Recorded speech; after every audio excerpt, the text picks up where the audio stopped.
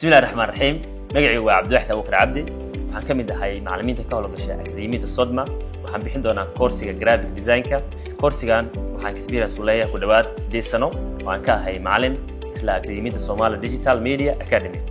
haddii aan ku soo biirto koorsigan waxyaabaha ku baran doonto waxaa kamid ah asaasiyaadka guud ee graphic design-ka, sidoo kale color theory-ga.